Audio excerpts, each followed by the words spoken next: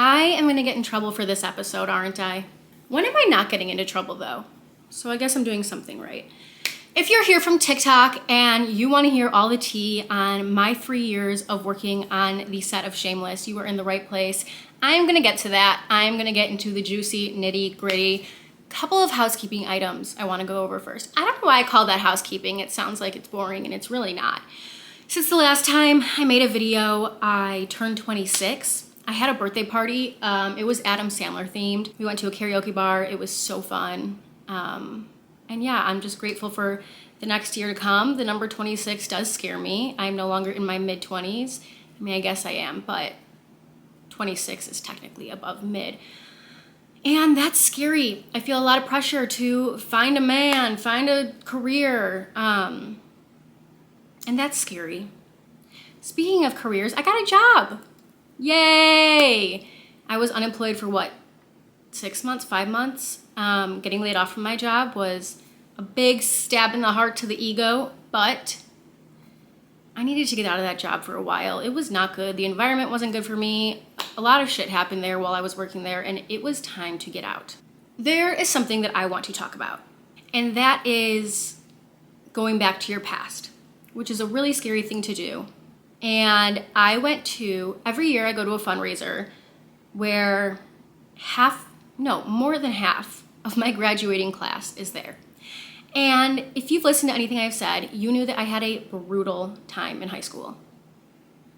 And when I say brutal, I don't mean the obvious fat comments here and there. I mean torturous bullying. Going to school made me so anxious that eventually I had to transfer to a therapeutic school for about 3 months because I could not get myself to go to school and face these bullies. So to have to see them 8 years later is a terrifying thought for me. And I have to do it every year. This was my 2nd year going to this fundraiser. I don't have to do it every year. It's a cause that's near and dear to my heart, so I choose to go every year. And it's worth it to me. But it's really scary. I mean, I was dry heaving before going. I was standing in my balcony dry heaving. I know that nothing terrible is going to happen there. Nothing like high school. Fingers crossed these people have changed. But the thought of seeing them and being brought back to those feelings of hopelessness and defeat is so hard to comprehend. And I found myself feeling very confused when I was there. So much of my bullying came from my weight. It was an easy thing to pick on. And in the last couple of years, I've lost over 100 pounds. And when I went to this event, they didn't bully me. The people who used to make fun of me were trying to be my friend. And that's all young Nikki wanted, was for them to want me. And now they do, and it breaks my heart. Because it breaks my heart for young Nikki. Her in her old body wasn't good enough for them, but the same me in my new body is. And that hurts a lot to realize. And that's just the girls. All I wanted in high school was for the guys to flirt with me like they did with my friends. I wanted them to want me and think I was pretty, and now here they are asking for my phone number, and it breaks my heart. Because it's still the same me in there. And I just grieve for the old me who wanted this so badly. And I grieve for these people who are shallow enough to base my worth on my weight. But there were also so many people there that did treat me right, and I was so happy to see, and able to thank them for being a bright spot in what was a very difficult time for me. There was one person in particular.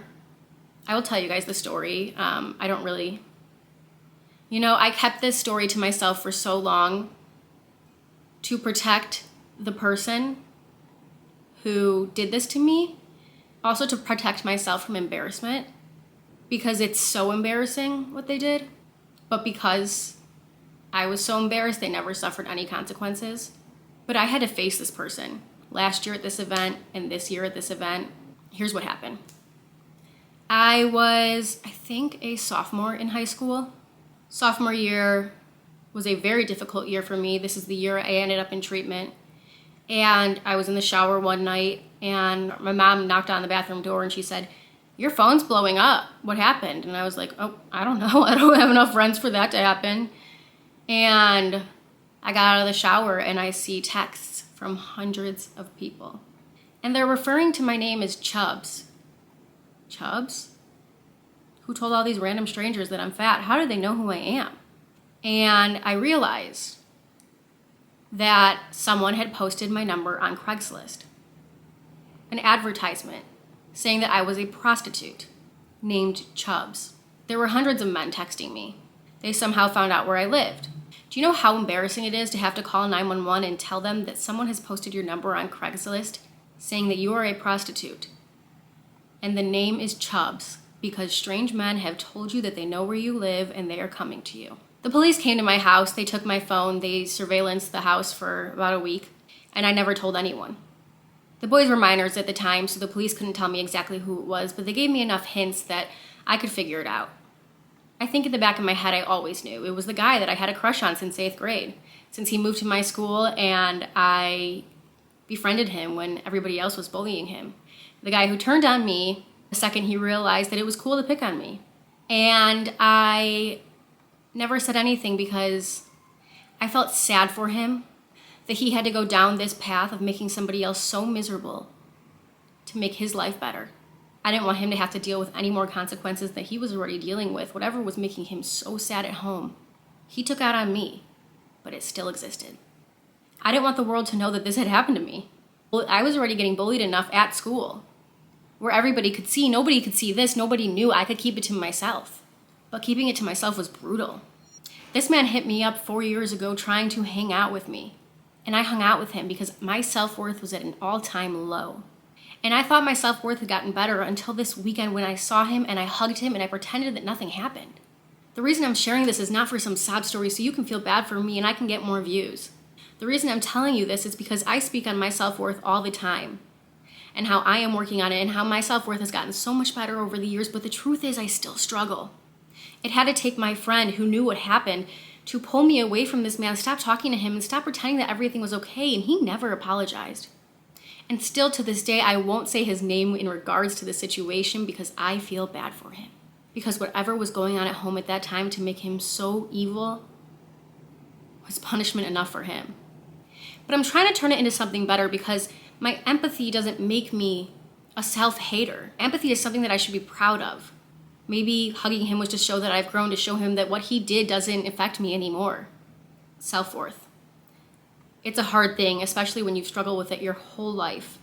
And you notice that other people deem you more worthy when you weigh less. I'm working on it. I'm actively working on it with my therapist. I'm actively working on it by myself, but self-worth is hard. And it's important to talk about it. Because being told you are worthy is one thing, but believing it is another. If you are on a journey to self-worth like I am, congratulations. It's crazy the way that my life has been improving while I'm realizing what I'm worth and that I'm worth more than what my brain tells me I am. No matter what your brain tells you, you are worth more than that. Anyways, thank you for listening to my trauma dump. If one of you feels less alone because of something I said, then it is all worth it. I saw an old video of myself the other day, a draft in my TikToks, and it was filmed as a before picture. How many videos have I taken of myself assuming that they would be before pictures because eventually I would lose weight and I could go back to that before picture, I could put them side by side and I could be happy. I finally lost the weight, I put my videos side by side and I'm happy. And I want to post this to social media, but I can't post this to social media because I am nauseated by the picture of me on the left before. But that's not fair to myself. That is not fair to the woman who lived in that body for 26 years.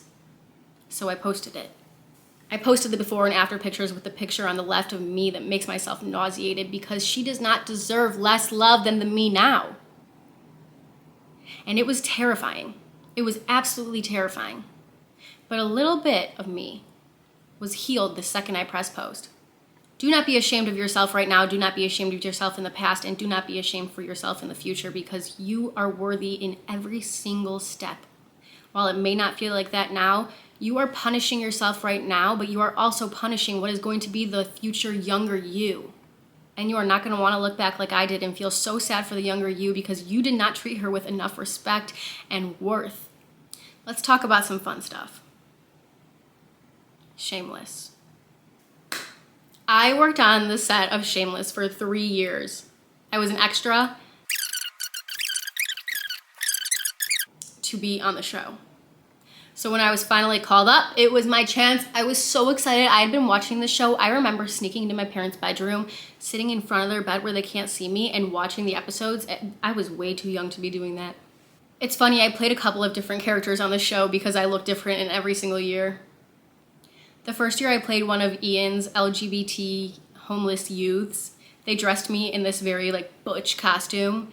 We were supposed to be homeless and they were putting dirt on me. I thought it would be fake, and then I see one of the set designers putting actual dirt from the floor into a jar and putting it on my face. That was an experience for sure. But let's talk about Cameron, who plays Ian. This man was so kind. When you're on sets, it is hard to find a person that treats you like a human, because I think a lot of the times actors forget that while they are the main characters and we are extras, we're still human. You have no idea if I have a job that makes 3 times as much as you. When you're in that setting, you get used to the fact that you're an extra and they're an actor. So you're already extremely intimidated. I worked on that scene. We were outside filming. And Emmy Rossum, who plays Fiona, was in the scene as well. Cameron was so nice to me. We were side by side in the scene, and while the scene doesn't last very long, like imagine behind the scenes how long we're actually standing there for. It's hours. And he could not have been more kind. He was starting conversations with us. They're not from Chicago, so he's asking me questions about Chicago. How did I get into this industry? How did I get into being an extra? And it was really fun. And that was my first experience on Shameless, so I kind of got this impression that everybody was going to be like that, and that is not true. Emmy came on set, and who plays Fiona. And before I say anything, I want you guys to keep in mind they are at work. And these are just glimpses that I have with them. It doesn't mean that this is the type of person that they are in general. So when I talk about them, don't take that at face value of this is their entire personality. No, this is just their personality in the moment. But in the scene, she was handing us all $20 bills to leave the homeless camp that we were camped outside her apartment for. And one of the $20 bills went missing. And I remember they looked for like 3 seconds, and then she says to all of us, like, who took the $20 bill? It's not even real. Are you guys kidding me? One of the PAs looked down. It was next to Emmy's left foot. Girl, I'm an account manager at a Fortune 400 company taking a day off to be an extra. I do not need your $20 bills. So that was my first impression of her, which was super disappointing because as a young Jewish woman who at the time wanted to be an actress, I looked up to her. So that was a bummer. But the rest of the day with her was fine. I know that she had a lot of difficulties on that set, so I can imagine why she might be so uptight. And I am definitely sensitive to that.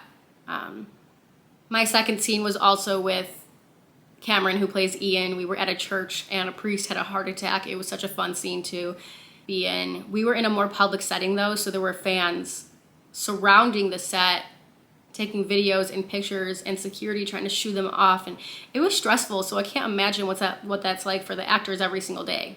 It's another reason I can imagine that they might be uptight. I remember that when the priest was having the heart attack, there was a medical supervisor on there who kept telling him, you're not having a heart attack, right? This is not what a heart attack looks like. And that's when I realized like how much goes into these shows. You see a scene and you think it's so intimate, but there are 7 cameras and possibly 100 people in the room. That was a fun scene to film. Next year I filmed a scene with the actors who play Carl, Liam, Debbie, Fiona, probably a couple more.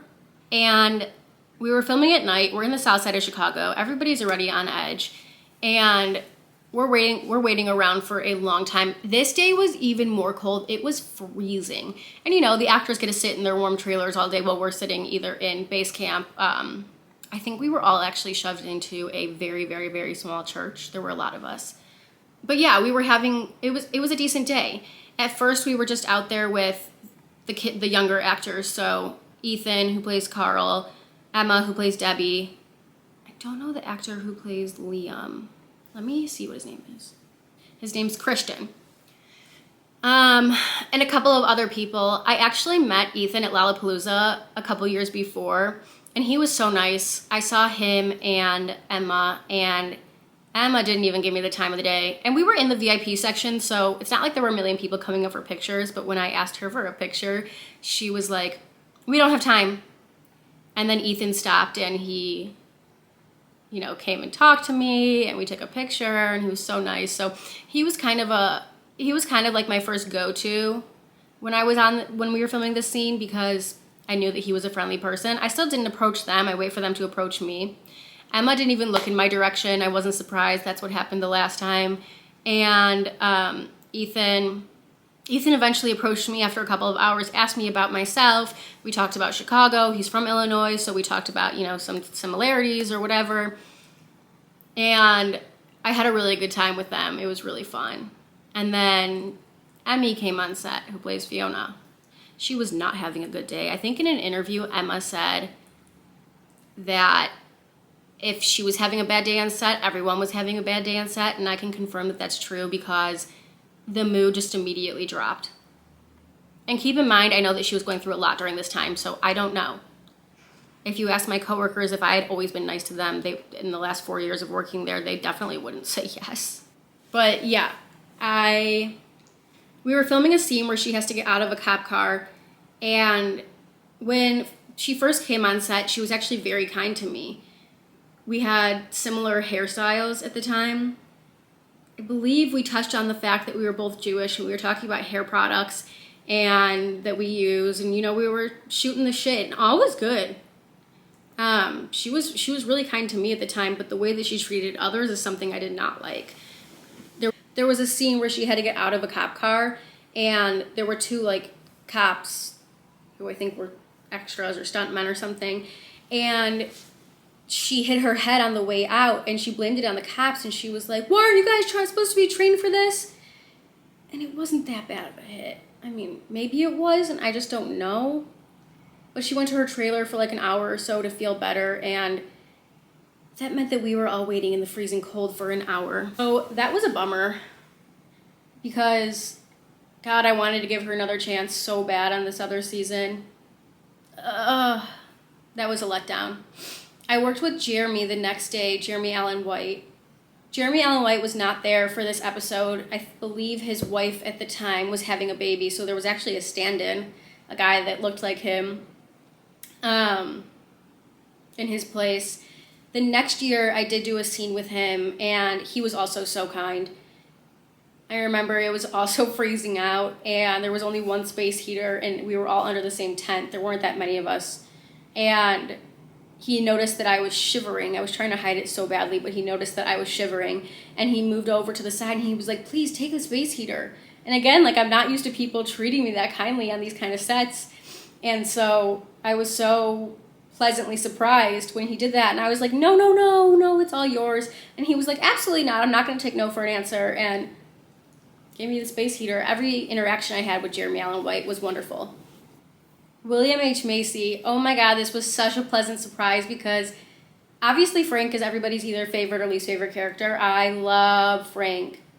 I saw him my first day on set, and he came out of his trailer to introduce himself to all the new PAs and the extras and everything, and wanted to actually know more about other people. He was in his little Frank bandana. He slipped on pants over his Frank boxers and just came outside and chatted with all of us. That was so nice. I've heard nothing but good things about that man, even though I know he was involved in that college scandal. Or his wife, I don't know, but great things to say about him. Yeah, that was a good day. Noel, who plays Mickey, he was also unbelievably kind. I didn't work with him on Shameless, but there was another show that never got picked up. We filmed a pilot, and this was the coldest weather I've ever filmed in. I believe it was 4 degrees, and we were on set for 10 to 12 hours until about 4 a.m. And he was constantly making sure that everyone was okay. He's given all these blankets, and nobody else really is, and he was asking this girl who had to wear a dress, he was giving her the blanket. He was so sweet. Kev and V. Everyone wants to know about the actors who played Kev and V. I didn't have any scenes with Kev, but I definitely had interaction with him. I kept my cool for everybody else. I really did. It wasn't easy, but I did. But when I met the man who plays Kev, Steve, I had to tell him I'm a fan. I was like, I can't lie to you, I'm a fan. I'm a fan, and he was so appreciative and so kind and so nice, and he asked me if I wanted to take a picture with him. I think he could tell that, like, I wanted to, but I wasn't asking. Oh my God, he was so sweet, and V too. Oh my God, she was so sweet. So when she was pregnant in the show, she was actually pregnant in real life too. Very pregnant, and was still kind, so God bless her soul. I mean, those two characters, they were so nice. They were genuine, nice. And, like, these people don't have to... It's not their job to be kind to us. Like, it's not their job to go out of their way to be kind to us. To be kind to us, yes. But it's not their job to go out of their way, you know? So when someone does, it's appreciated. That was my experience on Shameless. I'd say the worst part of it was probably my fitting. They accused me of lying about my size. I did not. But I was pretty big at the time, so when they accused me of that, I was heartbroken. It was in front of some of the actors, too, and it was just not... It was not the moment. But that was my experience. Short podcast episode, but wanted to give you guys the info, the deets, the tea as soon as possible. And yeah, let me know what you think. Let me know if you have more questions, comments. Let me see. People ask some stuff on TikTok. Oh my God, this guy Joe keeps like leaving hate comments. His name's Joe Haircut. I cannot wait to make a video on this man. Anyways, the questions I've gotten... Kevin V, who was my favorite to work with? Cameron. Least favorite? Emma. Was the environment good? Yeah, I would say the environment was good. All the extras had fun together. Until someone would come on set and bring the mood down. I loved it. Would do it again. Sadly, the show's not on anymore. But yeah. Thank you guys for watching. I can't wait till the next episode. And yeah! Okay, sorry about that. I love you. Say it back.